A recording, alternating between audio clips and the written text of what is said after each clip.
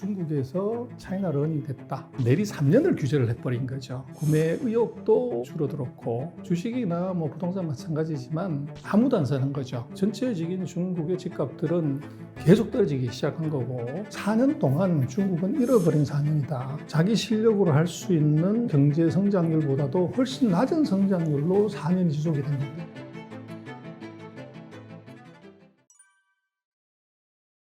최근 이제 중국의 코로나 3년 동안에 여러 가지를 했었지만 기본적으로 코로나가 겁이 나서 이 방역 때문에 이동을 제한을 했던 거죠. 그래서 집 밖으로 나가면 안 돼. 그리고 자기 이제 아파트 단지 밖으로 못 나가. 또 이제 다른 지역으로 가게 되면 항상 검사해서 거기서 문제가 있으면 밖으로 못 가. 그래서 모빌리티, 이동을 제한을 해버리니까 모든 경제활동이 다 3년 동안 죽어버린 거죠. 그래서 제가 볼 때는 2020, 21, 22 그리고 그걸 완전히 풀었지만 2023년 4년 동안 중국은 잃어버린 4년이다. 잃어버린 4년이라는 것은 뭐냐면 뭐 한 나라의 잠재 성장률이라고 얘기하죠. 자기 실력으로 할 수 있는 그 경제 성장률보다도 훨씬 낮은 성장률로 4년이 지속이 된 겁니다. 중국의 잠재 성장률 대략 한 5에서 5.5 정도를 보는데 4년 동안 그게 이제 4%대에 머물렀어요. 그러다 보니까 전반적으로 수요가 약했던 거죠. 그래서 그렇게 되면 무슨 문제가 생기냐면 제일 큰 문제는 고용 문제가 됩니다.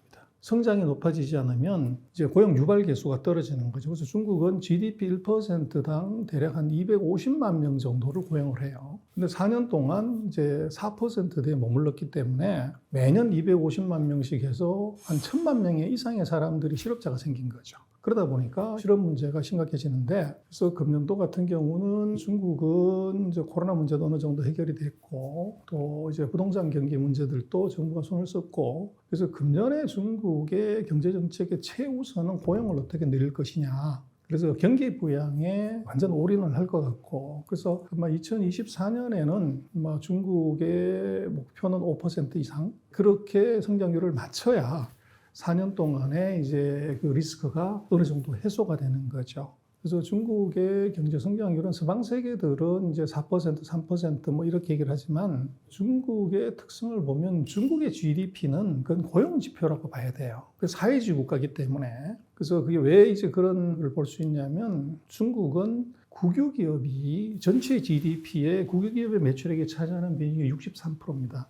그래서 국유기업이 어떻게 하냐에 따라서 고용도 영향을 받고 GDP도 영향을 받는 거죠. 그래서 우리도 뭐 지난 정부 때 그랬지만 공무원들 또 어떻게 보면 국유기업들 임시직 직원들 다 정규직으로 채용을 하고 공기업들이 채용을 늘려라. 그래서 이제 청년 실업을 많이 흡수하는 그런 이제 뭐 전략을 썼지만 우리는 뭐 국유기업의 비중이 공기업의 비중이 한 20, 30%밖에 되지 않지만 중국은 그 60%가 넘기 때문에 국유기업들이 종업원 또 직원 뭐 1, 2천 명, 1, 2만 명 더 늘리는 건 그건 큰 문제가 사실은 안 되죠. 그래서 아마 금년도 같은 경우는 중국은 실업 문제를 해결하기 위해서 성장에 완전히 이제 올인하는 이제 그런 형태로 갈 것 같고, 또 그래서 재정정책, 금융정책을 아마 금년에는 작년보다 더 많이 풀었을 가능성이 높아요. 그래서 이제 돈을 많이 풀게 되면 미국도 이제 인플레이션의 위험이 있어가지고 돈을 많이 못 풀고 하는데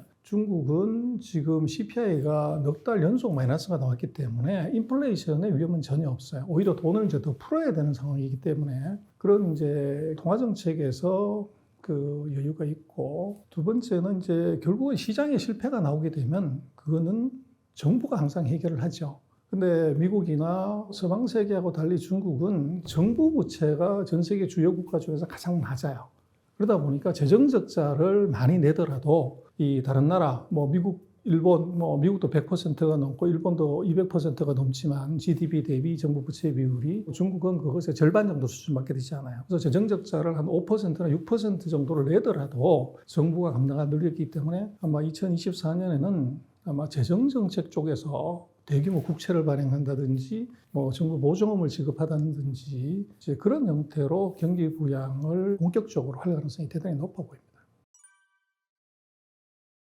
또 외국인 투자가가 두 종류가 있는데요. 하나는 이제 포트폴리오 투자, 주식이나 채권을 이제 투자하는 투자가가 있고, 또 하나는 이제 그린필드 투자라고 얘기를 하죠. 공장을 짓고 거기서 물건을 만들어서 가는 생산 설비 투자하는 두 가지 투자가가 있다고 하면, 우리가 뭐 최근 1년간 봤던 것은 중국에서 차이나 런이 됐다, 그래서 돈이 다 빠져나갔다, 이렇게 많이 얘기하는데, 그거는 약간 오해가 있는 것이, 포트폴리오 투자, 주식하고 채권을 투자한 투자가들은 피크 대비해서 한 14% 정도, 예를 들어서 피크 때 100가지를 이제 투자를 했다고 하면 거기서 한 14% 정도를 팔고서 나갔어요. 그 여전히 이제 시장에는 중국의 86%만큼의 돈은 그대로 있고 14%만 이제 나간 거고요. 그 다음에 이제 그린필드 투자. 그러니까 기업들이 공장 짓고 직접 투자하는 것은 공장 팔아서 문 닫고 다 갔다, 이렇게 오해를 하는데, 그게 아니고, 예를 들어서 작년에 1,000억을 이제 외국인들이 투자를 했다고 하면 금년도 같은 경우는 900억을 이제 투자를 한 거죠. 그래서 투자를 작년 대비해서 더 늘린 것이 조금 줄었다는 얘기고, 공장 다 팔아가지고 나갔다, 이건 아니에요. 근데 우리는 이제 중국이 위기다, 위험하다 이러니까 외국인들이 다 공장 팔고 떠난 것처럼 이렇게 이제 많이 보도를 했죠.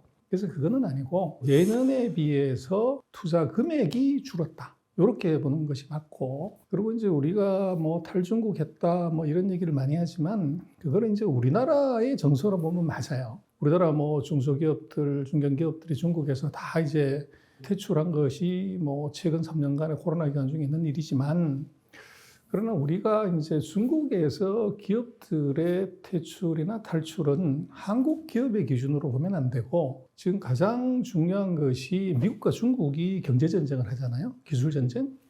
그럼 이제 미국 기업들은 중국에서 사무실 빼고 공장 다 뺐냐? 이게 정말로 중요하죠. 근데 문제는, 우리는 뭐 삼성의 스마트폰, 또 현대차의 자동차, 그 공장들 다 빼고 철수하는데, 문제는 미국의 애플은 여전히 자기네 전체 애플, 뭐 아이폰, 아이패드, 아이팟의 70~80%를 중국에서 여전히 만들고 있고, 중국 안에서의 핸드폰 마찬가지로 우리 삼성은 거의 0% 점유율이지만 애플은 한 18~20%로 1위 아니면 2위를 여전히 하고 있어요. 그리고 GM이나 포드 같은 미국 회사들이 중국에서 자동차 공장을 뺀다? 이런 얘기 없죠.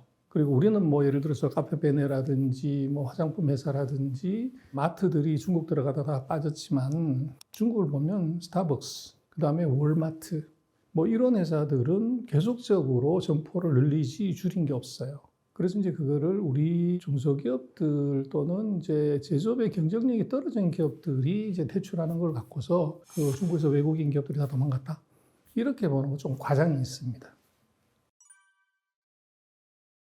중국은 고정 투자를 이제 다른 나라들에 비해서 많이 한다, 그렇게 돼서 고정 투자 비율이 크기 때문에 이제 리스크가 있다, 이렇게 하는데, 그건 이제 뭐를 봐야 되냐면 도시화율을 봐야 됩니다. 그 SOC 투자라고 하는 것이 뭐 도로, 철도, 항만, 공항 뭐 이런 거에 주로 투자를 하는 것인데, 중국 같은 경우는 도시화율이 한 65%밖에 되지 않아요. 그래서 선진국은 80%, 83% 이렇게 되다 보니까, 중국은 아직도 이제 계속적으로 도시화가 진행이 되면서 서방의 도시화가 끝난 데하고는 다른 차원이라는 거죠. 그래서 그런 것이 하나 있고, 두 번째는 중국은 이제 남북으로 5,500km예요. 우리가 서울, 부산이 뭐 440km인데 그것의 거의 열 몇 배 되는 거리고, 동서로도 5,200km예요. 그러다 보니까 거기에 이제 물류 시스템을 갖추려고 하면은 철도라든지 이제 고속도로라든지 이것의 투자가 뭐 우리로서는 상상이 안 되는 정도 규모로 일어나야 되는 거죠. 그러다 보니까 고정 투자가 많았는데, 지금은 중국은 기본적인 고속철도, 고속도로, 도로망은 거의 다 갖춰진 상태예요. 그래서 아마 제가 볼 때는 고정 투자의 비중은 앞으로 계속적으로 떨어질 수밖에 없는 걸로 갈 거고, 그 중국이 지금 아주 놀라운 것은, 한국에도 최근에 이제 들어왔습니다만은 알리익스프레스나 그 마동석 배우가 그 광고하고 있는 테무나 뭐 이런 CBT라고 그러죠. 국경 간 거래하는 해외 직구 사이트가 한국에 들어왔는데, 보면 우리가 주문하고 나서 한 5일에서 6일이면 바로 이제 중국에 직구한 뭐 이런 물품이 바로 들어와요. 그리고 그것도 보면 그 물건들이 전부 메이드 인 차이나예요. 뭐 5,000원짜리, 3,000원짜리, 뭐 2,000원짜리, 뭐 500원짜리도 우리 같으면은 한국 기업들 같으면은 그런 것 만들던 중국에 있던 회사들은 다 철수했죠. 그런데 중국 걸 보면 그 물건들이 다 메이드 인 차이나라는 거죠. 어떻게 가능하냐? 메이드 인 베트남이나 메이드 인 뭐 타일랜드나 메이드 인 인도면은 이제 이해가 되지만, 그래서 그게 어떻게 그렇게 돼 있냐면 두 가지가 있는데, 하나는 중국의 인당 소득이 12,000달러고 연안 이제 도시가 한 2만 달러에서 24,000달러 되지만, 저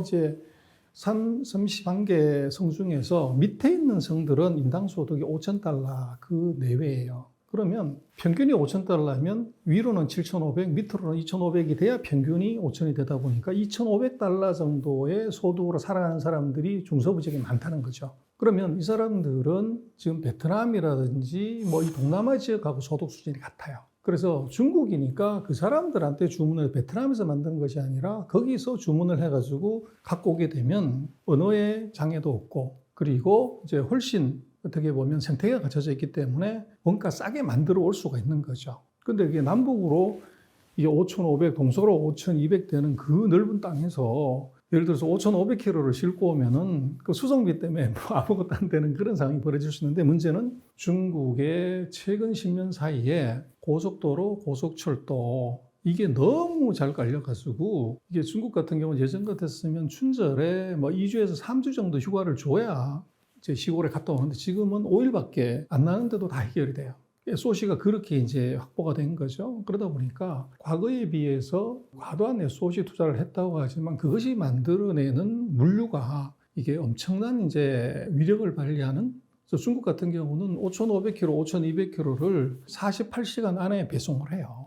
이제 그런 현상이 지금 나타나고 있고, 그래서 우리는 뭐 중국이 그 고정 투자가 과잉하다는 것에만 이제 포커스를 하는데, 거기에 긍정적인 효과가 이제 뭐가 있냐도 같이 봐야 됩니다. 그리고 그것에 이제 우리가 지금 큰 타격은 한국의 이제 전자상거래하는 회사들의 최대 리스크가 지금 테무나 시인이나 알리 같은 중국의 전자상거래 회사들이 한국에 다이렉트로 들어와가지고 저가 시장을 다 쓸어버리는 이제 그런 현상. 근데 그것이 한국에만 국한된 현상이 아니고 미국에서도 보면은 테무가 뭐 1년 정도 겨우 장사를 시작을 했는데 가입자가 1억 5천만인가 뭐 그래요. 시인 같은 경우는 2억 6천만 명의 가입자를 가진 거대한 플랫폼으로 등장을 했는데, 그것이 중국의 그런 이제 SOC 인프라가 갖춰지는 과정에서 그걸 효율적으로 사용을 해가지고 중국 안이 아니라 전 세계를 이제 무대로 물건을 파는 이제 이런 게 지금 가능해졌다는 거죠. 그래서 지금 테무 같은 경우 전 세계 48개 나라에다가 이게 물건을 팔고, 시인 같은 경우는 150개 나라에다가 물건을 팔아요. 근데 거기 베이스는 그게 전부 메이드 인 차이나. 그래서 그것이 가능하게 된 것은 중국의 인프라 투자들이 그거를 이제 가능하게 해준 이제 그런 일이 실제로 지금 벌어지고 있는 거죠. 소비 심리가 산다는 것은 결국은 소득 효과가 있든지 또는 차산 효과가 있어야 돼요. 그래서 땅값이 올라가고 주가가 올라가면 당연히 백화점에 가서 물건 사죠. 근데 땅값과 집값이 이게 이제 안 올라가거나 떨어지면 그 웰스 이펙트가 없죠. 그럼 이제 소비를 하려고 하면 소득 효과, 급여가 올라가고 취직을 해서 돈을 받아야 되는데, 그러려면 전제 조건이 첫 번째는 기업들이 생산을 늘릴 수 있어야 되고, 두 번째는 매출액이 늘어나야 되는 거죠. 그렇게 되면 기업들이 고용을 늘리게 되고, 고용을 늘리게 되면 소득이 늘게 되고, 소득이 늘면 소비가 느는 그 이제 한 대여섯 단계가 필요한데, 지금 중국을 보면은 3년 동안 봉쇄하고 난 다음번에 생산이 힘들었었어요. 근데 지금 보면 중국이 어느 정도 코로나가 안정되면서 생산이 이제 플러스로 돌아왔고, 그리고 이제 매출이 그러면 생산한 것을 팔아야 되는데 매출의 회복이 이제 한 1%, 2% 정도 플러스로 들어왔어요. 그래서 이제 매출이 늘어나면 그 다음번에는 이제 고용을 늘리는 거죠. 그래서 지금 단계에서 봐야 되는 것은 고용이 얼마나 느냐, 그 실업이 얼마나 줄어드냐가 이것이 소비에 결정적으로 영향을 미쳐요. 그래서 실업이 줄어들고 소득이 늘게 되면 소비는 늘게 되는데, 그 6단계 중에서 중국은 3단계까지, 그러니까 생산이 늘고 매출액이 늘고 고용을 이제 기업들이 늘리는 단계까지 와 있고, 그 사람들이 급여 타서 소비를 하는 데는 아직 한 2단계가 더 남아 있습니다. 그래서 지금으로 보면은 소비 회복의 절반 정도까지 왔다 이렇게 볼 수가 있고, 그러나 이제 중국의 소비는 이제 두 가지를 볼 수가 있는데, 뭐 14억이 먹고 입고 쓰고 하는 것들이 어마어마한 규모인데, 이제 내구 소비재, 자동차라든지 가전이라든지 이것까지 사게 되면 호황이고, 그리고 이제 내수회복은 먼저 입고 마시고 쓰고 이제 구경 가는 것이 중요한데, 이번 2024년 2월 이제 구정이죠. 춘절에 이 중국인들이 얼마만큼 소비를 했냐가 중국의 소비 회복에 굉장히 중요한 바로미터가 될 겁니다. 그래서 최근 3년 동안은 코로나 때문에 이제 고향에 간다든지 뭐 이게 잘 안 됐고, 근데 이번이 보면 처음으로 코로나 이후에 이제 고향에 자유롭게 가고 이제 돈도 조금 쓰고 하는 그런 첫 해가 되는 거죠. 그렇게 놓고 보면 4년 동안 잠자고 있던 중국의 소비 심리가 깨어난 것의 징조는 이번 춘절 때 얼마를 썼냐를 보면 되는데, 지금 인구 이동량으로 보면 최근 4년 중에서 가장 많은 인구가 이동을 했고, 또 박스 오피스라고 그러죠. 뭐 우리는 그렇지 않지만 넷플릭스로 보지만 중국은 아직도 극장에 가가지고 영화를 많이 봐요. 구정 때. 그 박스 오피스 매출액도 최근 4년 중에서는 가장 많이 이제 일어나는 그런 현상이 지금 나타나고 있어서, 아마도 그런 회복의 시그널은 아마 2월에 일정한 부분만큼 보여지지 않을까 싶습니다.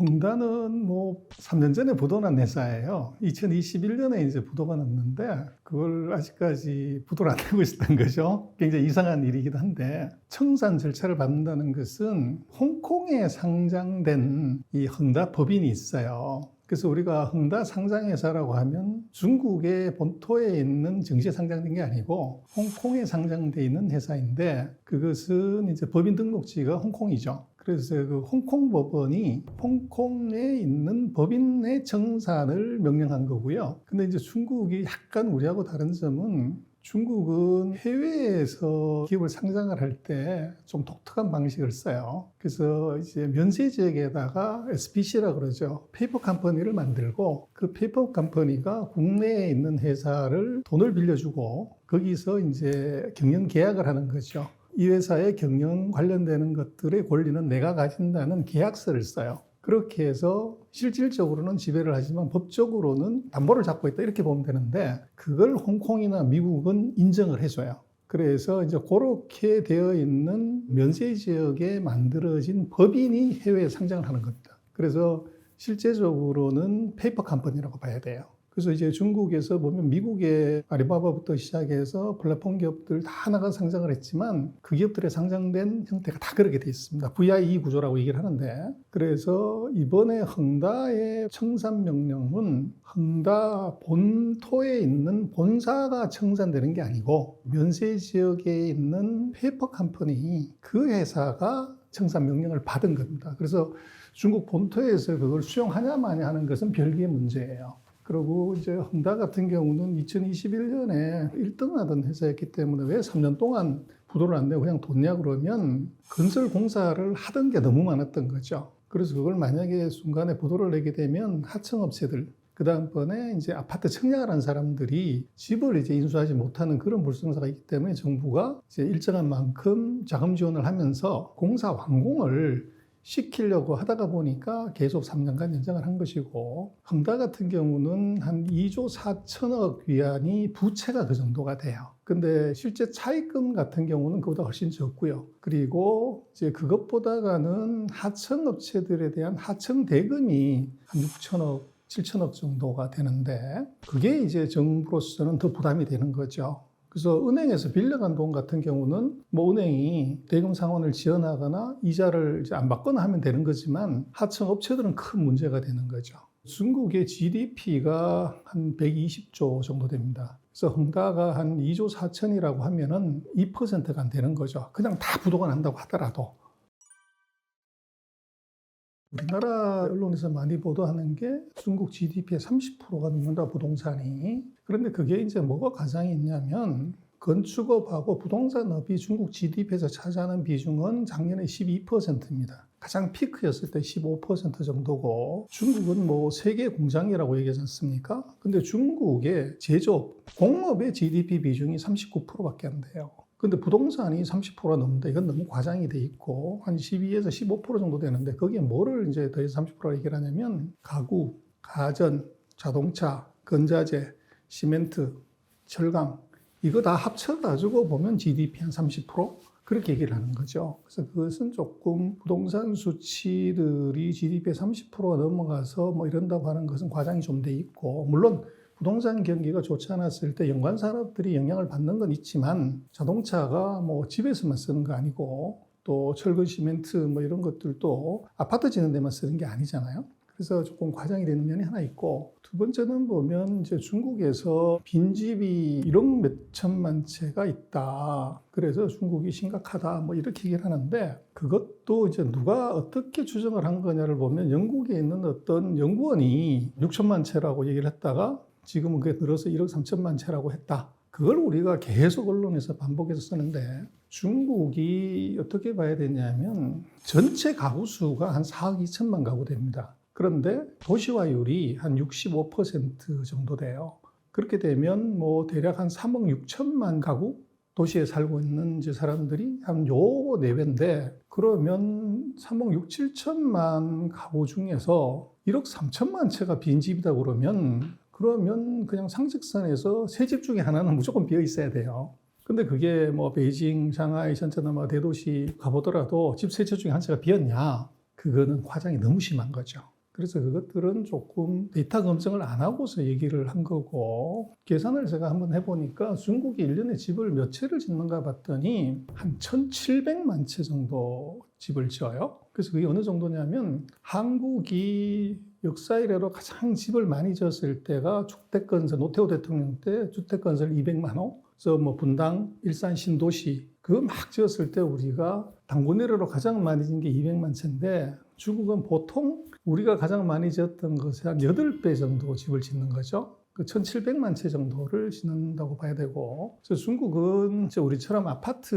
뭐 이제 개인이 자기 집을 짓거나 사고 팔고 하는 것은 98년 이후부터 중국은 이제 아파트 시장이 형성이 돼. 그 이전에는 직장이 자기 직원들의 집을 다 제공을 했었어요. 그래서 98년부터 이제 집은 이제 안 주는 대신 급여로 줄게. 뭐 이렇게 해서 이제 시장 형성했는데 98년 이후에 지은 아파트의 전체 숫자가 한 2억 한 1, 2천만 채 정도 돼요. 근데 거기에 재고가 13,000채가 있다. 이건 너무 과장이 심한 거죠. 그렇게 볼 수가 있고 그러나 이제 중국이 작년 정도로 보면은 2017년 이후로 부동산 재고는 가장 많아요. 집은 안 팔리고 그래서 그게 대략 한 1년에 한 3, 400만 채였는데 작년 같은 경우는 그 600만 채 정도로 올라갔어요. 그래서 판매 대비 재고 비율이 이제 과거 같으면 3, 40%였다가 이게 이제 6, 70%까지 훅 올라간 그래서 역대 가장 많은 재고율을 가진 건 분명하고 그래서 굉장히 안 좋은 나왔는데 그것이 뭐 몇 억 채가 빈집이다, 뭐 미분양이다 이렇게 얘기하는 것은 너무 과장이 돼 있다.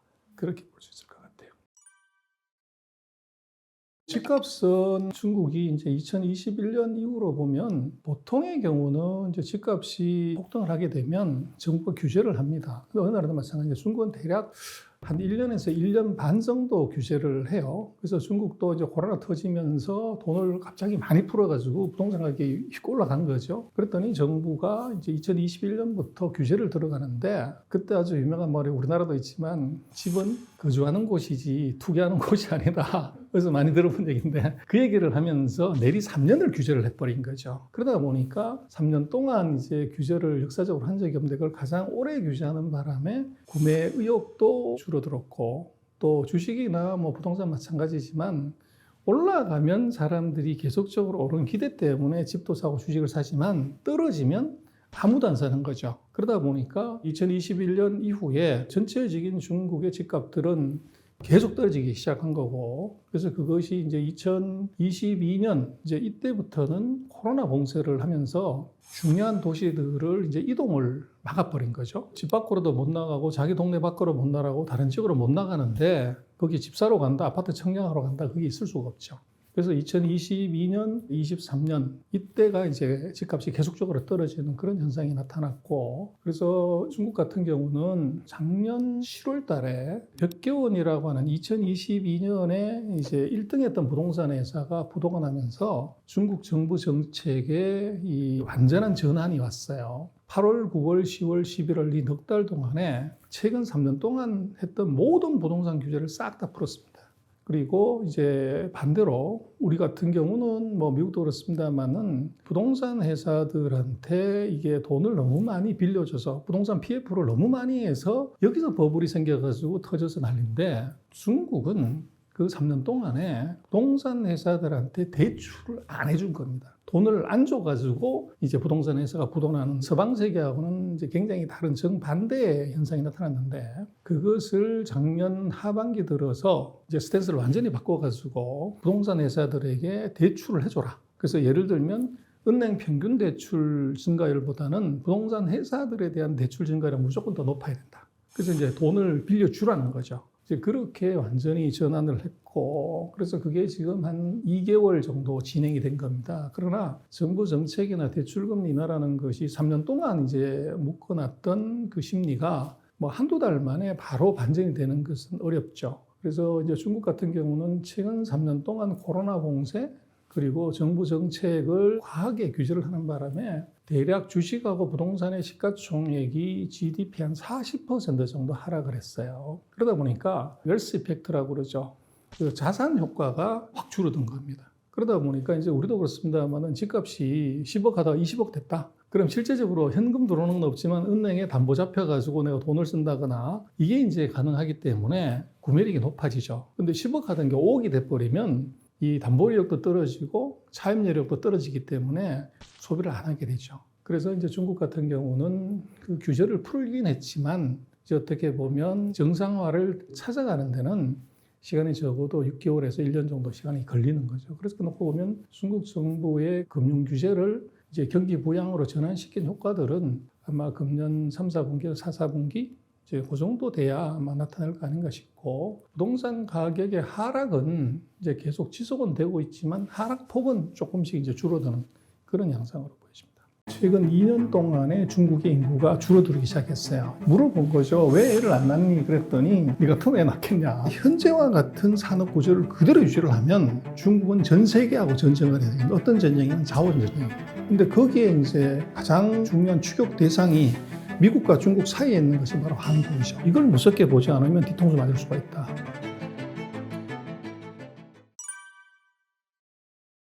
물은 높은 데서 낮은 데로 흐르는데 돈은 낮은 데서 높은 데로 흘러요. 성장률이 낮은 데서 높은 데로, 금리가 낮은 데서 높은 데로. 그러는데 중국이 성장률이 떨어지다 보니까 수익률이 낮게 되니까 돈들이 더 높은 수익률을 찾아서 이제 간 게 하나 있고, 그 다음번에 이제 최근 3년 동안에 중국의 코로나 기간 중에 이동 제한도 하나 있었지만 원래 중국은 주석의 임기는 5년입니다. 그런데 한 번 연임해서 10년을 하게끔 되어 있지만 2018년에 시진핑이 헌법을 바꿨어요. 그래서 그 연임 조항을 삭제하면서 최근 30년 중에 처음으로 원래 10년만 해야 되는데 지금 세 번째 15년 차 임기로 들어간 거죠. 그래서 시진핑이 처음 집권을 했을 때 국정 아젠다죠. 국민들한테 뭐 정치인들이 다 아젠다 정치를 하니까 어떤 이제 비전을 줬냐고 그러면 차이나 드림, 중국의 꿈. 그래서 우리가 위대한, 요즘 뭐 위대한 게 아주 유행입니다. 미국도 트럼프 대통령 그 위대한 미국이고, 중국도 위대한 중화민족. 요즘 보면 푸틴도 보면 위대한 러시아 제국, 전부 위대한 이제 리더들이 많이 나오는 막가파들이 나오는데요. 시진핑의 1기 정부 때는 위대한 중화민족의 부흥을 꿈꾸자.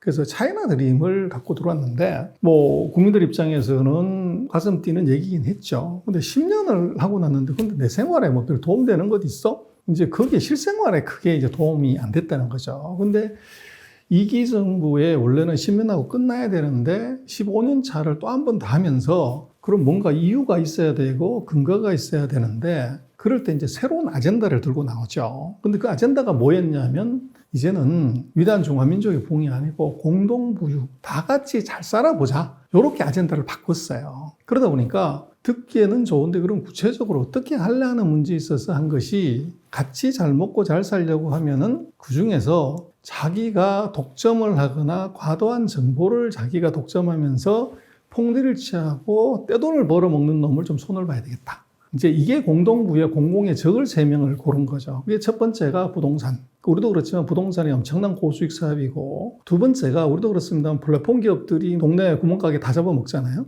플랫폼의 독점이 어떻게 보면 일반인들의 복지를 그만큼 뺏어가는 게 있었고, 세 번째는 부모들 등골 빼먹는 사교육 업체. 이 세 개를 이제 집중적으로 공공의 적으로 지정을 해서 2021년 이후에 내리 3년간 규제를 했죠. 그러다 보니까 이제 그 세 개 업종이 다가 우리도 그렇습니다만은 MZ세대들이 뭐 일을 한다고 하는 것이 닦고 조이고 기름치는 것이 아니라 에어컨 나오고 조명 좋은 방에서 컴퓨터로 뭔가 일을 하고 전화로 뭔가 일을 해서 고수익을 누리는 사업인데, 그게 보면 부동산 중개업, 또 이제 플랫폼 기업, 그리고 이제 사교육, 일타 강사, 이게 딱 MZ세대들이 좋아하는 그런 이제 직종이었지만, 이걸 내리 3년 규제를 하면서 그 직종들이 대거 부도가 나거나 문을 닫거나 이래버리니까 MZ세대들의 취업이 안 되는 거죠.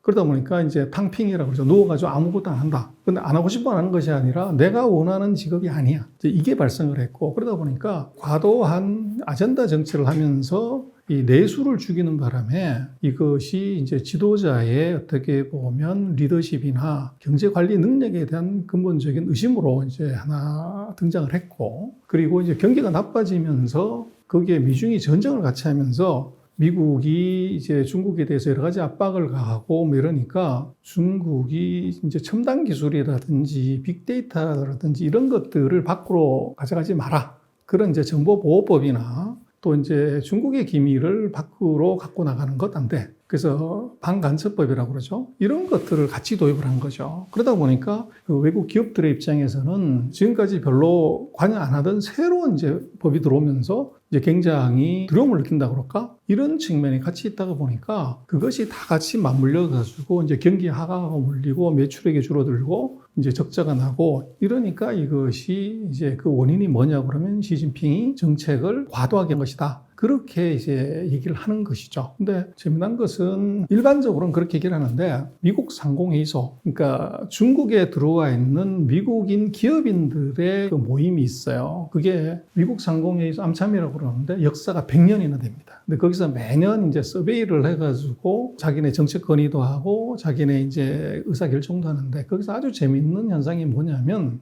중국에서 다 철수해야 되고 다 가야 된다. 그렇게 되어 있는데 재미난 것은 1월 달에 최근에 조사한 자료들 보면 2023년의 경영 성과가 어땠냐고 그러는데 중국에서 이 수익성이나 매출액이 더 좋아졌다고 하는 비율이 훨씬 올라갔어요. 그게 이제 좀 특이하게 다른 점이고, 그 다음에 이제 중국에서 떠나가지고 다른 지역으로 가야 되겠다고 하는 것들의 비중은 오히려 줄어들었어요. 그리고 이제 왜 중국에서 기업하는 게 힘들고 제일 중요한 게 뭐냐 그러면 한 4-5가지를 드는데, 첫 번째가 미중 관계가 안정이 된다. 그리고 정부의 규제가 이게 너무 과하다. 뭐 이런 건데 거기에 반간첩법 때문에 우리가 사업 못한다. 이런 거는 그 탑5 이유 안에 없어요. 그 실제적으로 반간섭법이라는 것이 미국과 전쟁을 하고 있고 대만과 전쟁을 하고 있기 때문에 그것의 대상은 미국하고 대만이지 사실은 다른 국가들하고는 별 상관이 없거든요. 근데 전쟁을 하고 있는 미국의 기업인들은 반간섭법 때문에 우리가 사업을 못한다, 이런 응답은 전혀 하지 않고 있다는 거죠.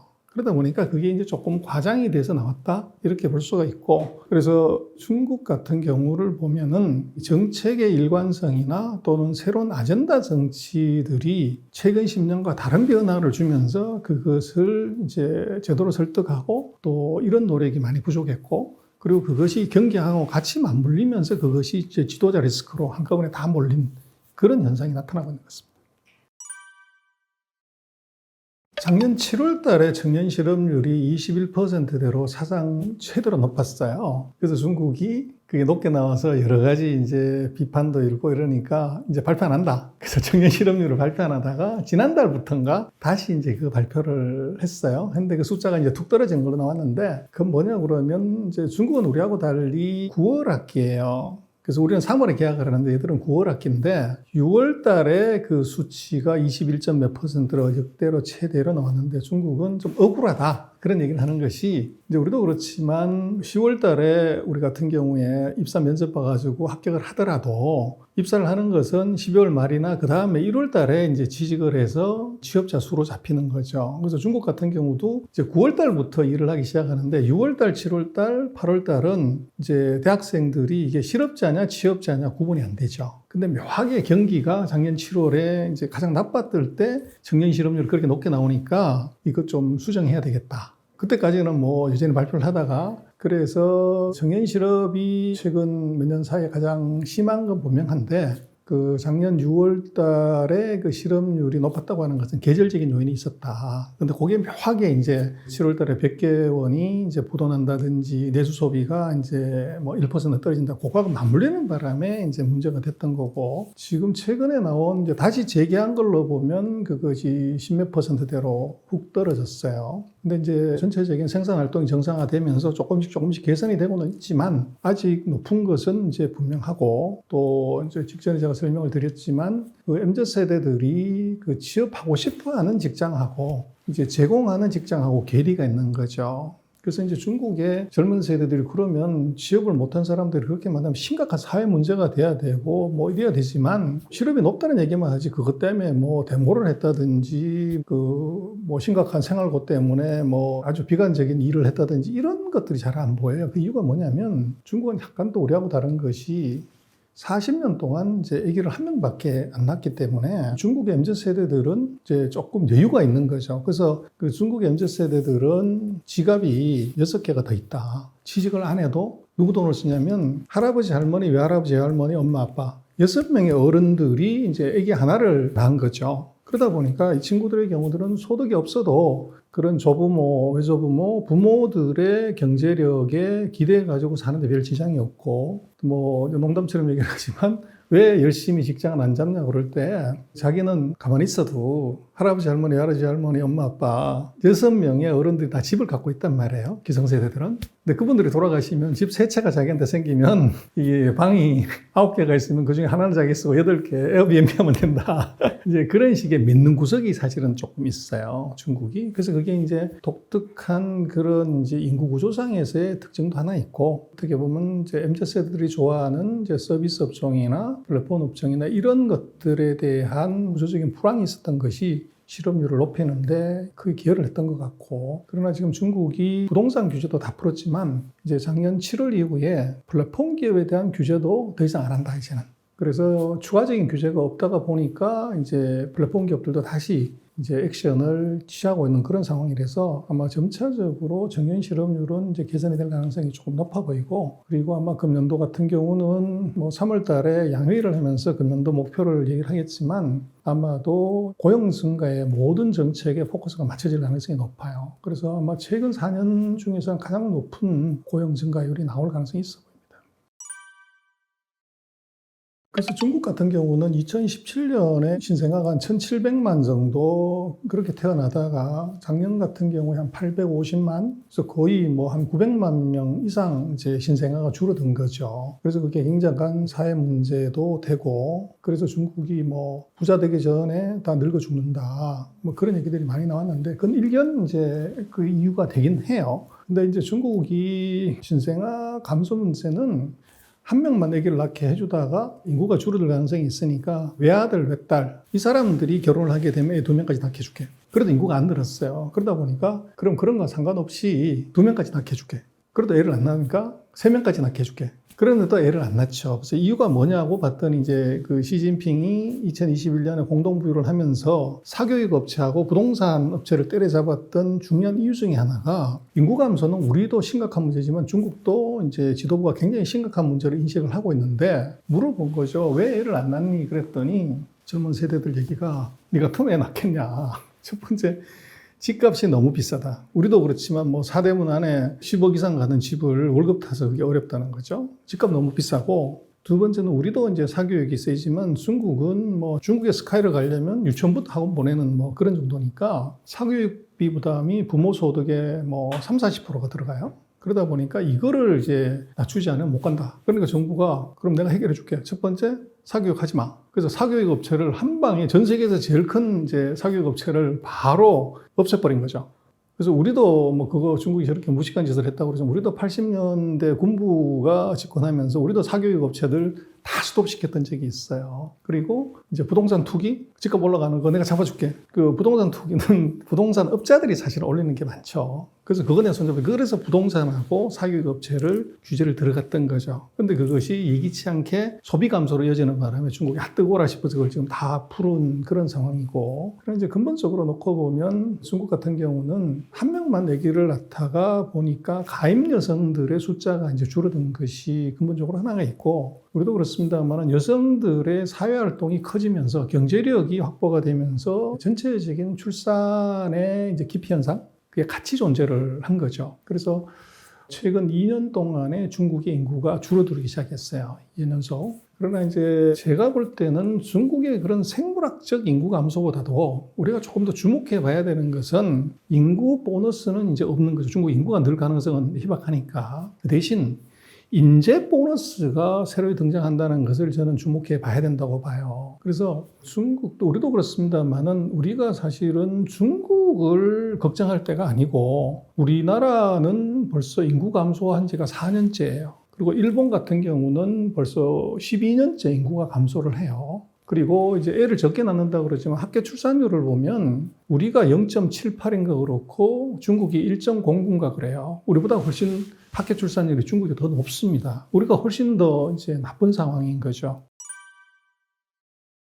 중국이 고성장을 했던 이유는 철강화학, 조선, 기계, 자동차, 뭐 가전, 반도체, 이게 기러기가 날아가는 형태로 그렇게 이제 미국, 일본, 한국, 대만, 중국으로 이전에 왔던 거죠. 그런 산업들의 공통적인 특징이 뭐냐고 그러면 다 장치 산업이고 365일 24시간 공장을 돌려야 되는 산업입니다. 그러다 보면 인건비가 올라가거나 또는 소득 수준이 올라가면 뭐 역사적으로 보면 인당 소득이 2만 달러 이상이 되는 나라에서 상교대 산업은 안 됩니다. 그래서 이게 인당 소득이 2만 달러 넘어가기 시작을 하면 그런 철강, 화학, 조선, 기계, 자동차, 반도체, 핸드폰 이런 산업들이 인건비가 싼 나라로 계속적으로 이전하는 것이고, 우리도 보면 뭐 자동차, 철강, 화학, 조선, 기계, 반도체가 원래 우리 게 아니잖아요. 그게 일본으로부터 다 우리가 물려받은 거죠. 그리고 지금 그게 중국으로 이전하는 이유는 우리가 지금 인당 소득이 33,000달러니까 뭐 지금 뭐 일부 특수한 업종을 빼놓고는 우리가 3교대 그러면 젊은이들이 밤 12시에 출근해서 8시에 퇴근하고 8시에 출근해서 이런 3교대를 안 하려고 하잖아요.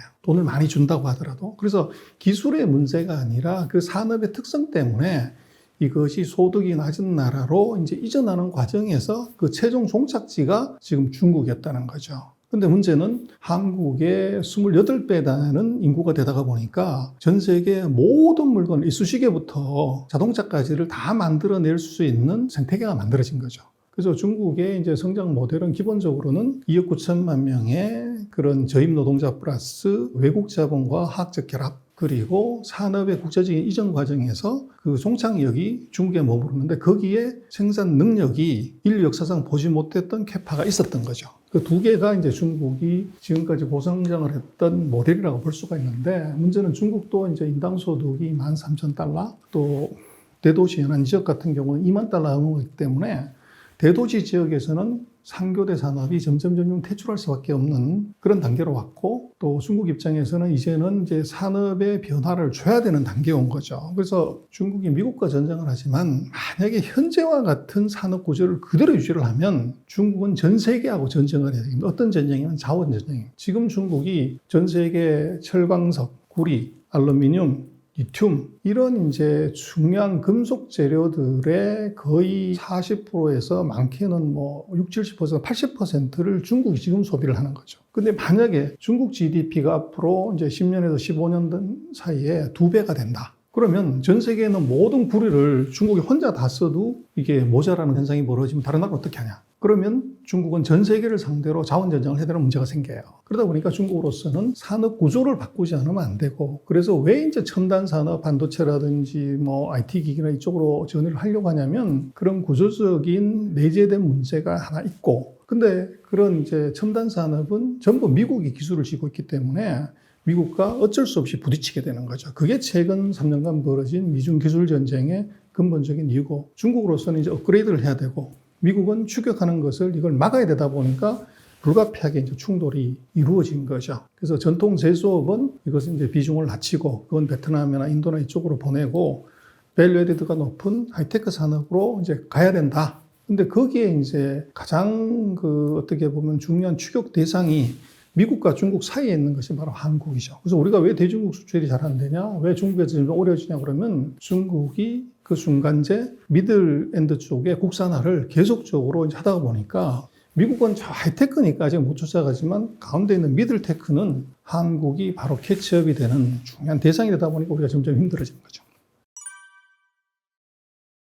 근데 지금 이제 중국으로 놓고 보면 우리도 그렇습니다만은 우리가 60년대, 70년대, 80년대 보면 이제 부천이나 구로 또 이제 동대문 그 미싱사라고 그러죠. 거기서 경공업 제품 만들어 가지고 그거 수출해 가지고 우리가 일어섰단 말이에요. 근데 그분들이 지금 80대 이제 할머니 되셨고 그러면 그분들의 자녀들이, 손자, 손녀들이 지금 한국을 끌고 가는데, 근데 한국이 인구가 감소하는데도 불구하고 세계 GDP 랭킹 13위, 12위 이렇게 하고, 그 이유는 뭐냐면 인재죠. 그래서 전자공학과 나온 사람들, 기계공학과 나온 사람, 자동차공학과 나온 사람들이 미싱으로 이제 와이셔츠 만들고 러닝 만들던 그 부가가치에서 이 고부가 가치로 산업 구조가 바뀌면서 인구는 늘지 않거나 줄어들더라도 계속적으로 경제가 성장하는 건데 중국이 최근 30년 동안 이제 세계 공장이 되면서 넘버 2가 됐던 그 비결은 우리하고 똑같은 우리 7, 80년대하고 같이 시골에서 중학교 중퇴한 젊은 인력들이 도시에 와서 도시 노동자들의 절반도 안 되는 임금으로 싼 가격으로 노동을 8시간이 아니라 10시간, 16시간씩 하면서 이것이 외국 자본, 이것하고 화학적 결합을 통해서 만들어진 게 세계 공장 중국의 신화죠. 30년간. 근데 그 인구가 얼마가 되냐면 한 2억 9천만 명 정도 됩니다. 그 2억 9천만 명의 저렴한 인구가 G2 중국을 만들어 가면 지금 중국에서 주목해야 되는 것은 중국은 우리로 쳤을 때 7, 8학번부터 대학이 이제 있다고 봐야 돼요. 우리 같은 학력고사를. 근데 그 이전에는 뭘 했냐면 66년부터 이제 76년까지 10년 동안 대학교 문을 닫았어요. 그래서 우리는 76학번, 66학번이 있지만 중국은 66학번, 76학번이 없습니다. 그래서 우리 같으면 이제 학력고사를 보고 정식으로 학생을 뽑은 게 78년부터예요. 그래서 시진핑 주석이 보면 칭화대학을 나왔다고 하는데 시진핑 주석은 시험 쳐가지고 들어간 게 아니고 77년도에 우리 같으면 이제 특례 입학 그렇게 해서 들어온 칭화대고 리커창 총리 같은 경우는 우리를 쳤을 때 정식으로 학력고사를 본 첫 번째 학번이에요. 근데 78년 이후에 지금까지 중국에서 대학을 나온 사람이 얼마냐 그러면 1억 5천만 명입니다. 그래서 지금 2억 9천만 명의 손과 발을 이제 움직여서 만들었던 것이 G2 중국이라고 하면 지금 그 사람들의 이제 자녀, 이제 이 사람들의 거의 절반 되는 인구가 고급의 인력들이 대거 등장한다는 거죠. 그래서 우리는 중국이 우리보다 못한 나라, 기술 수준이 떨어지는 저급한 나라라고 보지만 중국이 성능은 떨어지지만 항공모함을 만들었단 말이에요. 우주 정거장을 만들었어요. 그리고 스텔스기를 만든다고요. 그러면 그 항공모함 만들고 우주선 만들고 우주 정거장 만들고 하는 기술을 누가 줬냐는 거예요. 미국이 줬냐? 유럽이 줬냐? 한국이 줬냐? 그래서 그게 이제 1억 5천만 명의 대졸자, 그 중에서 절반이 7,500만 명의 엔지니어들이 그게 이제 만들어낸 거라는 거죠. 그래서 중국을 지금 무섭게 봐야 되는 것은 중국이 지금 1년에 졸업하는 대학생이 금년도에 1,180만 명인가 그래요. 그래서 이제는 제가 볼 때는 중국의 생물학적인 출생률 또는 인구 감소를 그걸 갖고 계속 얘기하는 것은 조금 넌센스다. 그러니까 한국이나 일본의 경우는 그럼 어떻게 되냐. 우리는 벌써 4년째 줄어들었고 일본은 10년째 줄었으면 다 망하고 끝나야 되는 거 아니냐. 그런데 우리 그런 느낌이 아니잖아요. 근데 중국은 2년 동안 인구가 줄어들었고 학교 출산율도 우리보다 높은데 중국이 심각하다? 이제 그렇게 해보면 우리도 물론 큰일이지만 중국도 큰일이긴 하지만 그 정도가 좀 과하다는 것이고 오히려 제가 볼 때는 인구 보너스의 종류보다는 최근 30년 동안 만들어낸 1억 5천만 명의 인재 보너스를 이걸 무섭게 보지 않으면 뒤통수 맞을 수가 있다. 그래서 그쪽을 좀 더 우리가 주목해서 봐야 될 것 같아요. 중국이 대만을 압박하는 건 단계가 있어요. 대만에 만약에 유사시에 일이 발생을 했을 때 주한미군이 대만으로 이동할 수 있는 확률이 굉장히 높고 그것이 중국으로서는 가장 두려운 일이죠. 주한미군을 대만으로 이동하지 못하게 하려면 어떻게 되냐? 한반도를 떠나지 못하게 만들려고 하겠죠. 북쪽에 있는 지도자를 협박을 하든 꼬시든 뭘 해서 한국을 포를 날리든지 대만하고 중국의 전쟁은 그대로 한국한테도 이어질 수 있다는 거죠.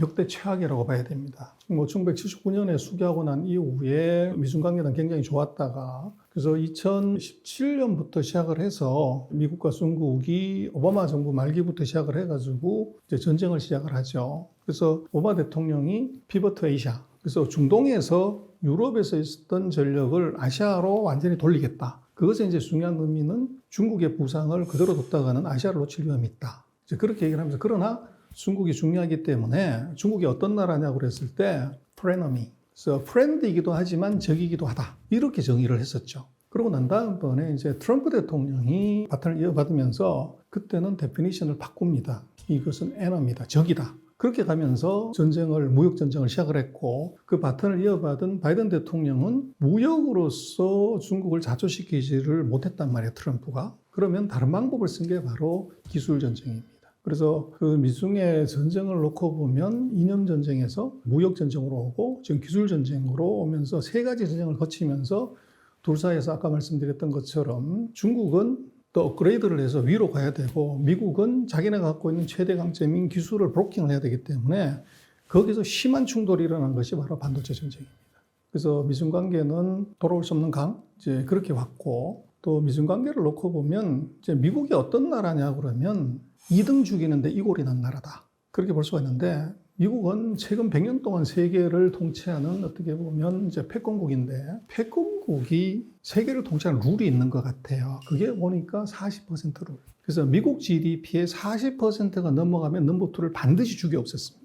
그래서 구소련이 미국 GDP의 40%를 넘어가자 70년대 트로이카를 도입을 해서 소련을 갈기갈기 찢어가지고 러시아만 남기고 이제 없애버린 거죠. 그래서 우리가 러시아 세계에서 3등 나라, 대단한 나라 이렇게 생각을 하지만 러시아가 우리나라보다 작은 나라입니다. GDP 랭킹으로 보면 러시아가 우리보다 밑에 있어요. 그래서 그게 이제 우리가 군사력으로는 쓸지 모르지만 경제력으로 보면 별 의미가 없는 그런 쪽이고 80년대에 이제 소련이 붕괴하고 난 다음에 일본이 1985년에 미국 GDP의 40%를 넘어가요. 그럴 때 이제 미국이 뭐를 하냐면 프라자 합의. 이걸 통해 가지고 엔화를 260엔대 환율을 이걸 한 방에 100엔대, 80엔대로 50% 이상 절상을 확 시켜버린 거죠. 그래서 예를 들면 우리 같은 경우 지금 1300원대 환율이 550원 돼버렸다는 거죠. 그래서 70년대, 80년대 전 세계 IT, 자동차, 반도체를 석권했던 일본이 지금 가전에서 흔적도 없어졌어요. 반도체에서 흔적도 없어진 가장 큰 이유가 뭐냐면 환율이 50% 절상돼요. 예를 들어서 우리 삼성도 하이닉스도 환율이 50% 절상이 되면 살아남을 수 있을 건가?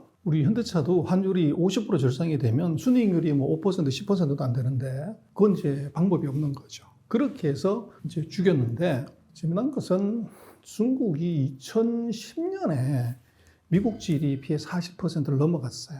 그러는데 가만 내버려뒀어. 언제 이제 제재를 하냐면 2018년에 트럼프 대통령이 집권하면서 그때 중국을 이제 공격하고 때려 부시기 시작을 합니다. 그때 보면 중국이 미국 GDP의 68%예요.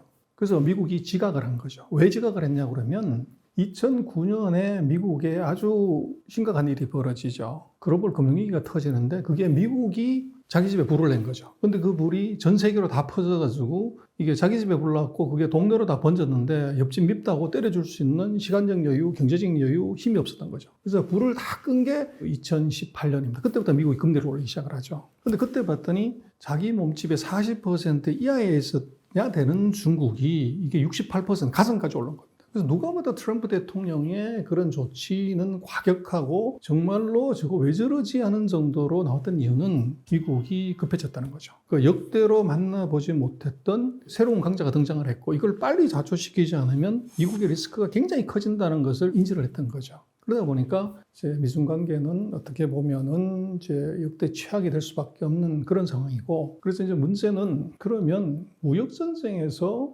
중국을 왜 자초를 못 시켰을까? 거기 답은 뭐냐 그러면 애플, 그다음에 월마트에 답이 있어요. 그래서 지금 애플 같은 경우가 미국에서 시가총액 1등하는 회사인데 애플은 기술 전쟁을 해가지고 반도체를 중국으로 공급하지 않아버리면 중국은 바로 스톱되죠. 근데 그걸 실행하는 순간에 애플은 제품의 거의 7, 80%를 중국에서 만들기 때문에 아이폰, 아이패드, 아이팟의 매출이 80% 줄어든다는 거죠.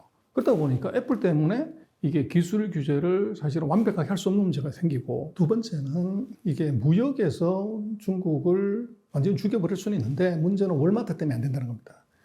미국의 최대 슈퍼마켓인 월마트에서 파는 물건의 46%가 메이드 인 차이나예요. 그러다 보니까 애기저기 무슨 이쑤시개, 마스크 이런 것들이 3억 2천만 명의 거대한 인구가 쓰는 일상용품을 전 세계 최저 가격으로 그리고 대량으로 생산할 수 있는 나라가 중국 외에는 대안이 없다는 거죠. 그래서 보면 2012년인가 보면 미국의 어떤 신문사의 여기자가 그 재미난 실험을 한번 했었어요. 뭘 했냐면 메이드 인 차이나 없이 살아보기. 그래서 월마트에서 메이드 인 차이나라는 거 안 쓰인 물건만 갖고서 가족들이 한번 살아본 거죠. 그 한 달을 못 버텼어요. 그때 이미 2012년에 제조업에서 중국의 영향력을 벗어나기는 어렵다는 것이 이미 검증이 된 거죠. 근데 이제 2018년에 트럼프 대통령이 그 메이드 인 차이나 없이 살아보기를 하려고 했지만 결과적으로는 실패를 했죠. 바이든 대통령이 취임하고 나서는 바이든은 단 한 번도 무역 규제, 통상 압력, 보복 관세 이런 말을 언급한 적이 없어요. 그래서 그게 이제 왜 그러냐면 미국의 내재적인 한계 그게 있기 때문에 그것 말고 다른 칼을 낸 게 바로 기술이죠. 그래서 미국은 잘하는데 중국이 없는 것 그게 바로 반도체입니다. 11월에 그 대선에서 트럼프가 만약에 당선이 된다고 하면 이제 굉장히 큰 변화가 다시 오게 되죠. 바이든하고 트럼프의 3년 전 공약을 보면 극명하게 다릅니다. 그래서 지금 트럼프가 대놓고 얘기하는 것이 이제 보면은 아주 재미난 것이 그 헤리티지 재단이 만든 프로젝트 2025라는 사이트가 있어요. 거기 보면은 이제 트럼프의 공약이죠. 내가 되면 이렇게 한다는 것이 930페이지인가 되는 거를 쭉 다 써놨어요. 그리고 더 웃기는 건 자기가 대통령이 되면 정부 조직 이렇게 가져갈 거야. 그것까지 다 공지를 해놨고 아젠다 47이라고 미국의 47대 대통령이 자기야. 그래서 그 아젠다가 이거야라고 해가지고 매일 거기다가 트럼프가 자기가 대통령 되면 이런 거 하겠다는 걸 계속 지금 올립니다. 근데 거기에 보면 지금 최근에 트럼프 대통령이 얘기한 것의 리스크는 뭐냐면 소위 말하는 안보 장사를 한다는 거죠. 예를 들어서 나토 너 돈 안 내면 우크라 저거 러시아가 공격하는 거나 가만 내버려 버릴 거야. 그래서 나토의 국방비를 GDP의 2%까지 올리라고 그랬는데 유럽 국가들이 한 절반은 돈 안 내고 있는 거죠. 그래서 지금 나토 방위군이라고 하자면 실제적으로는 거기 비용의 절반 이상을 미국이 대고 있으니까 이제 네가 분담해라는 거죠. 그리고 대만에 대해서도 중국이 공격해도 나 대만 가만 내버려 둘 거야. 그럼 대만은 난리 나는 거죠. 그럼 어떻게 해야 되냐? 무기를 사야 되는 거죠. 그리고 한국에 대해서도 주한미군 그거 한국한테 필요한 거 아니야? 주둔 비용 그거 확 올려야 돼. 그렇게 지금 트럼프가 어떻게 보면 안보 장사를 지금 하고 있고, 그리고 자기가 만약 대통령이 되면 중국한테 65% 보복 관세 때려버릴 거예요. 그리고 전 세계의 모든 국가들의 수입품에다 10% 관세 때릴 거야. 그리고 바이든이 지금 하고 있는 IRA 배터리 그거는 폐지할 거야. 그래서 바이든이 하고 있는 모든 정책 다 뒤집겠다고 얘기를 지금 하는 거죠. 그렇게 되면은 이제 엄청난 혼란이 다시 생기게 되고, 그러나 제가 볼 때는 바이든이라는 사람하고 트럼프라고 하는 사람의 성격이 극명하게 다른 것이 바이든은 정치인이고 트럼프는 장사꾼이에요. 그리고 장사꾼도 했지만 트럼프는 또 하나는 방송인이죠. 그래서 방송 그 사회자도 오랫동안 했고 그러다 보니까 대중, 민심, 여론 읽는데 무지 이제 강한 거죠. 그래서 지금 제가 볼 때는 트럼프가 얘기하고 하는 것들은 이것은 이 대선에서 자기가 지지를 받기 위한 페인팅 모션일 가능성이 굉장히 커 보여요. 정확하게 일반인들이 정서적으로 어필하는 얘기를 막 쏟아내는데 정말 자기가 대통령이 됐을 때 그렇게 할 거냐 하는 것은 제가 보기엔 별개 문제일 것 같아요. 바보가 아닌 이상 상대가 다 알 수 있게끔 자기의 공약을 그걸 벌써 다 내놓는다 그러면 상대가 그걸 갖고 공격을 할 거 아니에요. 그것도 홈페이지를 만들어가지고. 그래서 그거는 제가 볼 때는 페인팅 모션이다. 당선되고 나서는 정말 하려고 하는 것들이 분명히 나올 것인데 그것은 지금 보여지고 있는 것은 저것은 쇼일 가능성이 높고 진짜로 이게 중국을 꼼짝 못하게 만들 새로운 카드를 들고 나올 가능성이 있었는데 제가 볼 때는 그게 금융의 카드일 것 같아요. 그래서 무역으로는 떠들지만 저건 선거용. 아까도 말씀을 드렸지만 무역에서 중국을 자초시키는 것은 이미 제조업이 완전히 떠난 미국이 중국을 자초시키는 건 어려워요. 그리고 기술은 마찬가지로 아까 말씀을 드렸지만 대표적인 예를 들어서 이제 인텔, 퀄컴, 애플, 중국에서 퀄컴 같은 경우는 매출액의 뭐 60%, 70%가 다 중국에서 일어나는데 이걸 끊을 수가 있냐? 애플 매출액의 80%를 날릴 수가 있냐? 못하는 거죠. 그래서 기술도 제한적으로 이제 갈 수밖에 없지만 절대적으로 미국이 강한 것은 중국하고 게임 안 되는 금융이에요. 그래서 일본을 어떻게 죽였냐고 그랬을 때도 마찬가지로 반도체 전쟁했고 무역 전쟁했지만 궁극적으로 일본을 이제 완전 자초시킨 것은 금융으로 포위해서 금융으로 목졸라서 그것이 만든 거죠. 그래서 저는 트럼프의 지금 무역 관련되는 얘기들은 뭐 그럴 수도 있다는 개연성의 준비나 대응은 해야 되겠지만 그것이 이미 성공한 케이스가 아니기 때문에 저것은 국내에 어떻게 보면 당내 지지도 그리고 여론용일 가능성이 높다. 그리고 진짜 히든 카드가 뭐냐 그걸 더 이제 주목해서 봐야 될 것 같고 대신 한국 같은 경우는 미국이 재정 적자가 저렇게 크게 나는데 이것이 배터리나 전기차에 대한 보조금 이 정책은 바뀔 수가 있을 것 같아요. 그러다 보면은 그 반도체에도 엄청난 이제 보조금을 주지만 우리는 반도체하고 배터리에 미국 배팅을 많이 했단 말이에요. 근데 거기서 보조금 정책이 어긋나거나 줄어들게 되면 우리가 생산성이나 이제 수익성을 맞추기 어려운 상황이 사실은 벌어지죠. 그래서 제가 볼 때는 트럼프 리스크는 저는 중국보다도 사실은 우리가 경제적으로 더 큰 리스크가 있을 수가 있기 때문에 거기에 대한 분란이 반드시 필요합니다.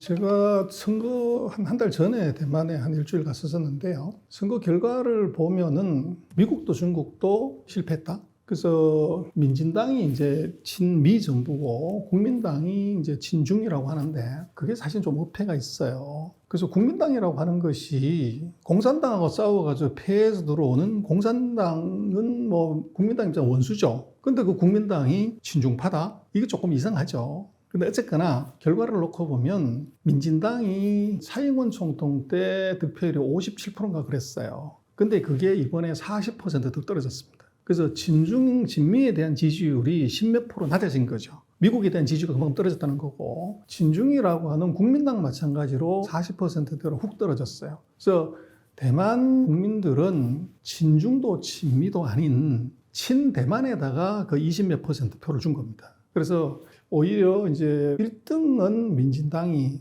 친미 정부가 했지만 문제는 국회를 이거를 어느 당도 50%안 되는 40%씩 1당, 2당을 줘버린 거예요. 그래서 여소야대를 만든 거죠. 그럼 거기에 제3당인 커언서가 하는 이 당이 캐스팅 보드를 지는 겁니다. 근데 이 당은 나는 친중도 친미도 아니야. 대만이 제일 중요해. 그래서 앞으로 이제 대만 같은 경우는 친중, 친미가 결정을 하는 것이 아니라 캐스팅 보드가 친미 정당에 손들어주면 그리로 가는 것이고 친중에 손들어 버리면 이쪽이 가는 그 구조를 만들어 놨어요. 그래서 그렇게 보면 지금 그 대만의 선거가 우리한테도 주는 굉장히 의미 있는 시사를 하는 것 같아요. 우리도 진보냐 보수냐 뭐 얘기를 하지만 이게 여소야대를 만들어 놓고서 거기서 캐스팅 보드를 제3당한테 줬을 때 이게 이제 실리를 찾겠다는 그런 것이 있고 그러다 보니까 그 중국이 그럼 보복을 할 거냐 하는 건데 중국이 대만을 압박하는 건 단계가 있어요. 첫 번째는 이제 말대포를 쏘는 겁니다. 우리 공격할 거야, 뭐 폭격할 거야 이런 얘기를 하고 두 번째로는 전함을 보내거나 비행기를 날리거나 또 미사일을 쏘는 군사적인 시위를 해요. 그리고 세 번째로 하는 것은 뭐냐면 경제적인 제재를 해버리는 겁니다. 교역을 끊어버린다든지 뭐 이런 걸 하고 네 번째는 대만하고 수교하고 있는 이제 나라를 외교적으로 고립시켜가지고 대만과 단절을 하게 그렇게 만드는데 이제 선거 끝나고 나서 그런 얘기를 많이 했죠. 중국이 친중 정부를 만드는 데 실패했기 때문에 군사적 보복을 할 거다. 근데 아직까지 뭐 그 대포 쐈다는 얘기가 없어요. 그 이유는 뭐냐면 선거 직전에 중국이 우리 뭐 예전에 북풍 사건하고 똑같이 전함을 보내고 비행기를 날려서 뭐 그런 걸 했었어요. 근데 그게 대만 국민들의 반감을 확 일으킨 겁니다. 그래서 친중표가 훅 떨어진 이유도 군사적인 행동을 갖고서 했더니만 오히려 반중 정서가 높아지는 이제 결과가 나와버린 거죠. 그래서 지금 만약에 군사적으로 대만을 더 압박을 하게 되면 중국으로서는 지금 친미 정부의 힘을 약화시켜야 되는데 그럼 이 사람에 대한 지지도를 떨어뜨려야 되는데 군사적인 행동을 했을 때 대만 국민들이 오히려 똘똘 뭉쳐가지고 중국한테 대항을 하게 되면 친미 정부의 힘을 더 실어주는 결과가 나오는 거죠. 그래서 제가 볼 때는 중국이 군사적인 행동을 할 수는 없다. 대신 뭐 어느 나라는 다 마찬가지지만 정치는 경제가 나쁘면은 이건 지지율이 무조건 떨어지게 돼 있어요. 그래서 아직도 이제 대만 같은 경우는 중국 본토에 대한 의존도가 제일 높기 때문에 거기에 이제 교역을 제한을 해버리고 무관세로 통관하던 것들을 그거를 이제 관세를 때려버리는 경제적인 제재를 할 가능성이 굉장히 높아요. 그래서 대만하고 관계는 제가 볼 때는 중국은 군사적인 행동보다는 경제적인 제재를 통해 가지고 지금 친미 정부의 힘을 약화시키고 지지율을 떨어뜨리는 쪽으로 그렇게 갈 확률이 굉장히 높고, 또 중국으로서는 제가 볼 때는 중국의 어떻게 보면 샤프 파워라고 그러죠. 정치나 여론을 조작을 해서 자기가 필요한 대로 이제 끌고 간다. 그게 뭐 엄청나다고 우리나라 언론에도 뭐 중국의 샤프 파워 뭐 어쩌고저쩌고 얘기를 했지만, 제가 볼 때는 이번 대만 선거에서 나타난 중국의 샤프 파워는 저건 실패했거나 보잘것없다. 그 샤프 파워를 어디다 제일 많이 썼겠냐고 그러면 자기네가 통일을 해야 되고 어떻게 보면 진중 정부를 만들어야 되는 대만한테 가장 많이 모든 전력을 쏟아부었을 가능성이 있는데, 거기서 오히려 지지율이 떨어졌다고 하는 것은 중국의 샤프 파워는 과장돼 있다. 서방 세계에 대해서 뭐 간첩을 씹어서 무슨 여론 조작을 하고 뭐 어쩌고저쩌고 하는 것이 정말로 영국이나 프랑스나 미국에 하는 것하고 대만에 하는 거 어디에 더 많은 자원을 쓰고 힘이 있냐 그러면 그건 당연히 대만이죠. 대만에서조차도 지지율이 올라가는 것이 아니라 오히려 떨어졌다고 하는 것을 놓고 보면 중국의 샤프 파워는 서방의 평가보다 훨씬 낮게 봐야 되고, 또 그게 이제 어떻게 보면 중국이 대만이라는 작은 나라를 그걸 함부로 할 수가 없는, 대만 사람들의 마음을 함부로 이게 오퍼레이션 할 수 없다는 한계 같은 것이 이제 존재하는 것 같아요.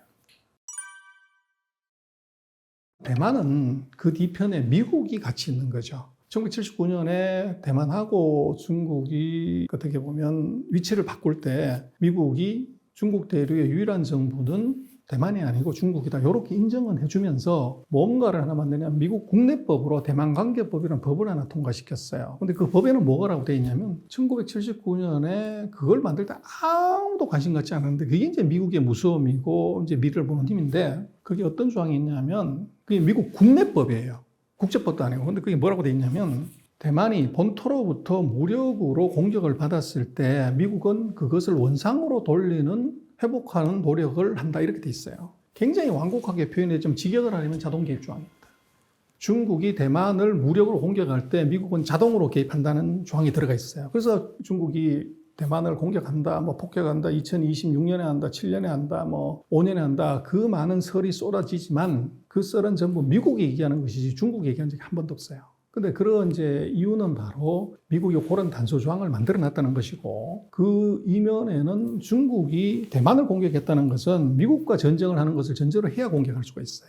그렇기 때문에 뭐 경제력으로는 중국이 미국의 뭐 68%, 71%라고 하지만 군사력에서는 아직 절반이 안 됩니다. 뭐 평가를 하는 거 보면 30%에서 뭐 40%인데 그럼 붙었다 그러면 100점 100패인 거죠. 그래서 대만에 대해서 중국이 얼굴 붉히고 어떻게 보면은 말폭탄은 던질 수 있지만 절대 주먹은 내지를 수 없는 것은 뒤편에 미국이라는 세계 최강의 나라가 있기 때문에 이게 못한다는 거죠. 그럼 이제 관심은 왜 그럼 미국은 대만에 대해서 계속적으로 이제 중국이 공격한다, 폭격한다 이런 얘기를 하냐 그러면 미국은 얻는 이익이 있습니다. 그래서 대만이 양안관계가 불안해지면 중국이 공격한다고 그러면 대만이 1차적인 방어는 자기가 해야 되니까 무기를 사는 거죠. 그래서 양안 관계가 악화되면 악화될수록 미국은 대만한테 계속적으로 무기를 팔아먹어요. 그래서 지금 79년 이후로 미국이 대만한테 판 무기가 거의 890억 달러인가 그 정도 됩니다. 바이든 정부 때도 계속 무기를 팔고 있고요. 그래서 이 양안 관계가 악화되면 미국은 내가 말려줄게 이러면서 대만한테서 인기를 얻고, 또 뒤로는 대만한테 무기를 팔아서 돈을 챙기는 거죠. 그래서 양안 관계가 계속적으로 논란이 되는 것은 그 이면에 미국의 실리가 또 작용하고 있는 것이 그 배경입니다.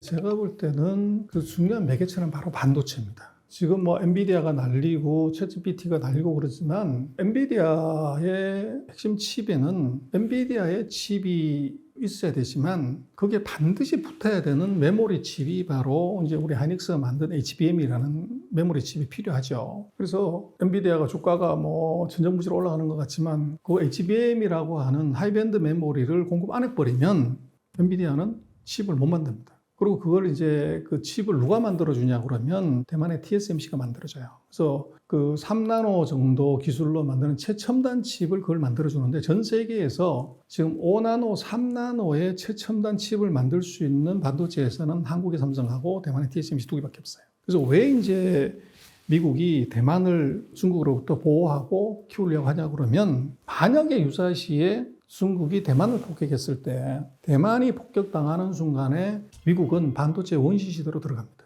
중국하고 똑같아지는 거죠. 미국은 기술은 세계 최강이지만 반도체를 만들 수 있는 첨단 반도체를 만들 수 있는 공장이 없어요. 그걸 대만이 이제 다 해주는 거 한국이 할 수가 있는데 지금 그 주문을 전부 대만 TSMC한테 주는 거죠. 그래서 제이크 설리반 백악관 안보 담당이 무슨 얘기를 했었냐면 왜 이제 이번에 대만의 지지율이 친미 정부에 대한 지지율이 10몇 프로 떨어졌냐면 대만 국민들이 무슨 생각을 하냐면 만약에 유사시에 중국 본토가 우리를 공격했을 때 과연 미군이 진입해서 우리를 도와줄까? 거기 이제 의구심이 생긴 거죠. 그게 뭐냐면 그 제이크 설리반이 물론 이제 정치인들의 입을 조심해야 되는데 만약에 대만하고 중국이 전쟁이 벌어지면 미국이 먼저 TSMC 공장을 폭격하겠다 이렇게 얘기를 해버렸어요. 그래서 그 얘기는 미국의 입장에서는 최첨단 칩이 미국이 칩을 공급받는 그 공장이 중국으로 넘어가면 중국은 한 방에 미국과 같은 수준의 AI를 하게 돼버리는 거죠. 그래서 그걸 막기 위해서는 TSMC를 공격하는 것이 미국 입장에서는 맞는데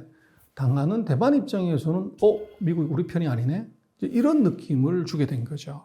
그래서 그런 문제가 이제 존재하는데 어쨌거나 지금 대만이 만약에 공격을 받게 되면 만약에 대만의 TSMC 공장이 부서져 가지고 없다고 그러면 그때는 뭘 해야 되냐면 전 세계의 투자가들은 전부 한국의 삼성전자를 사러 오겠죠. 그래서 HBM을 만들 수 있는 그리고 GPU를 3나노로 파운드를 해줄 수 있는 이제 회사가 삼성전자밖에 없기 때문에 그럼 우리로서는 정말 집 팔아가지고 삼성전자 사면 되는 거죠. 근데 문제는 대만이 이제 그 중국 본토로부터 공격을 한다고 하면 뭐 일주일에 걸리나 2주일에 걸리지만 뭐 해협이 200km고 거기에 중국 230만 인민해방군 중에서 정말로 수십만 명 그대로 때려넣어서 속전속결로 끝내버리려고 그럴 거란 말이에요. 그랬을 때 미국이 진입을 하려고 하더라도 미국 본토에서 오려고 하면 뭐 시간이 오래 걸리죠. 그리고 지금 아시아에 주둔하고 있는 미군들은 대부분 공군이거나 뭐 해군이에요. 그래서 육군이 가야 전쟁을 하더라도 폭격은 했지만 최종적으로 거기다 깃발을 꽂으려 하면 이제 육군이 가야 되는데 아시아에서 지금 2만 몇천 명의 육군이 있는 데들은 한국밖에 없어요. 그럼 유사시에 대만까지 비행기 타고 가면 4시간이면 간단 말이에요. 그래서 대만에 만약에 유사시에 일이 발생을 했을 때 주한미군이 대만으로 이제 이동할 수 있는 확률이 굉장히 높고 그것이 중국으로서는 가장 두려운 일이죠. 그러면 주한미군을 이걸 대만으로 이동하지 못하게 하려면 어떻게 되냐? 그럼 이제 북쪽에 있는 이제 뭔가 불안정한 지도자를 협박을 하든 꼬시든 뭘 해서 한국을 이제 포를 날리든지 뭔가를 했을 경우에 이제 주한미군이 한반도를 떠나지 못하게 만들려고 하겠죠. 그렇게 되면 실제적으로 반도체를 매개로 하는 관계를 놓고 보면 대만하고 중국의 전쟁은 그대로 한국한테도 이어질 수 있다는 문제입니다. 그래서 우리로 봐서는 대만 문제를 중국의 본토하고 섬의 관계라고 보기보다는 반도체라는 전략 물자의 낙으로 보면 대만 문제랑 한국 문제가 똑같다. 그래서 이거는 우리가 굉장히 대만 문제는 이제 신중하게 얘기를 해야 되고 또 그런 상황이 이제 발생하지 않도록 사실은 잘 관리해야 되고 모니터링을 해야 됩니다. 근데 첨단 기술이라는 측면에서 놓고 보면 전 세계에서 1등이 대만, 2등이 한국이기 때문에 한국은 어떻게 보면 꽃놀이패를 지었다고 볼 수 있고 어떻게 보면 1등이라는 것하고 같이 운명 공동체일 수가 있어요. 그래서 우리는 굉장히 좋은 카드를 쥐고도 있었지만 대만이 만약에 문제가 되면 한국도 당연히 문제가 되는 그런 불상사가 생길 수 있다. 그렇게 볼 수 있을 것 같아요.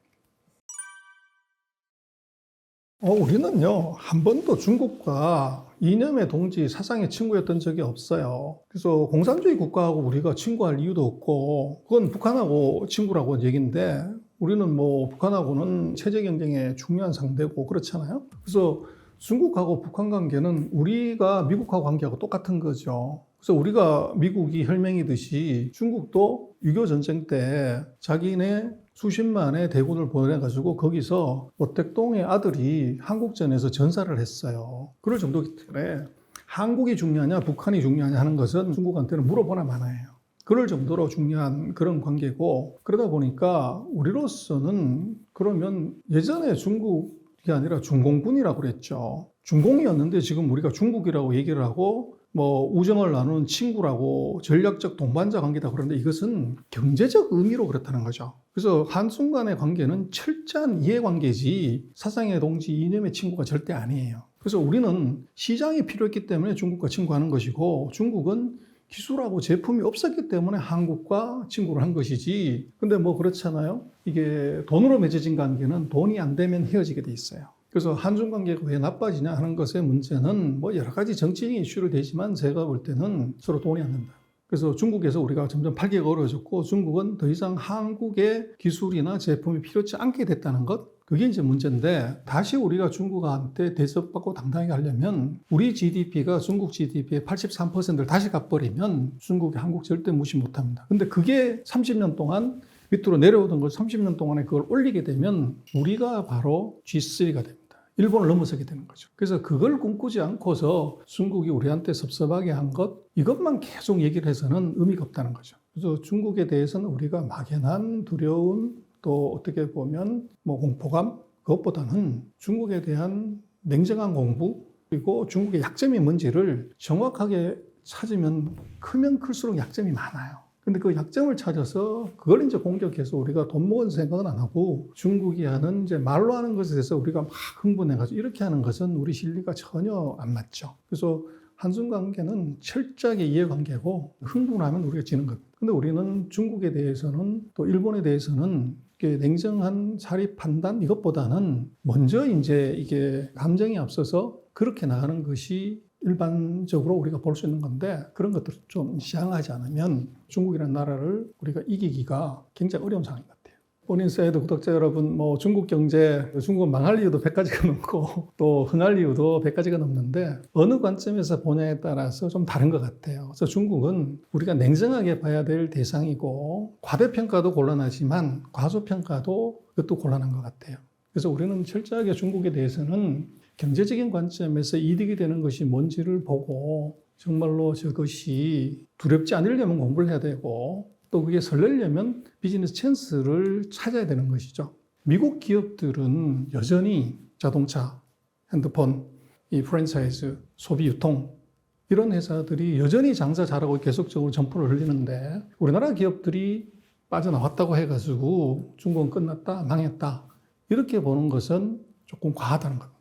그래서 중국은 냉정하게 보면 거기서 기회를 찾을 수가 있지만 정서적으로만 접근을 하게 되면 아무것도 보이지 않는다는 것 같습니다. 그래서 중국에 관한 관점, 중국에 대한 판단은 우리 기준보다는 세계 최강의 나라, 미국이 중국을 어떻게 보고 있고 미국 기업들이 중국을 어떻게 다루고 있는지 그 관점에서 보는 것이 우리한테는 정말로 필요한 것 같고 정확한 중국의 실체를 못 보게 되면 실수할 수 있는 확률이 높아지는 것 같습니다. 긴 시간인데 경청해 주셔서 고맙습니다.